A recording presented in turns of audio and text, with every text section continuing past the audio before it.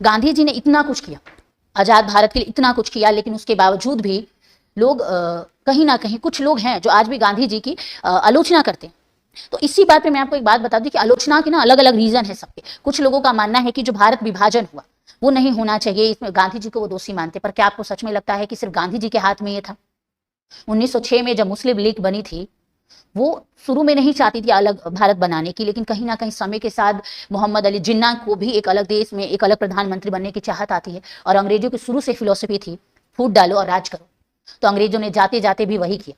जो भारत अखंड भारत हुआ करता था, जिस भारत में जाति का कोई मजहब का कोई नामो निशान नहीं था, जिस भारत को आजाद कराने के लिए सारे मजहब एक हो गए थे, उस मजहब को जाते जाते अंग्रेजों ने दो टुकड़ों में कर दिया। जाति के नाम पे, धर्म के नाम पे भारत के दो टुकड़े करके हिंदुस्तान और पाकिस्तान बना दिया।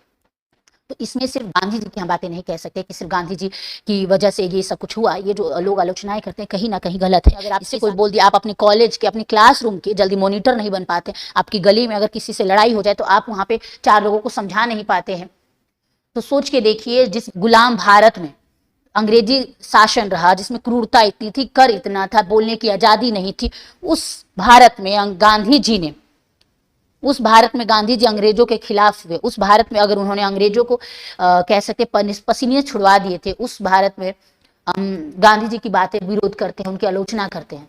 आज अगर आपको 2 लोगों के बीच में खड़ा कर दिया जाता है तो आप बोल नहीं पाते हैं, लेकिन गांधी जी ने ऐसा नहीं किया। गांधी जी ने, जब भारत अंग्रेजों का गुलाम था, उसके बावजूद भी उन्होंने उनके खिलाफ जाना पड़ा था, उसके बावजूद भी उन्होंने उनसे डट कर सामना किया था और भारत से अंग्रेजों को हटा के ही दम लिया उन्होंने।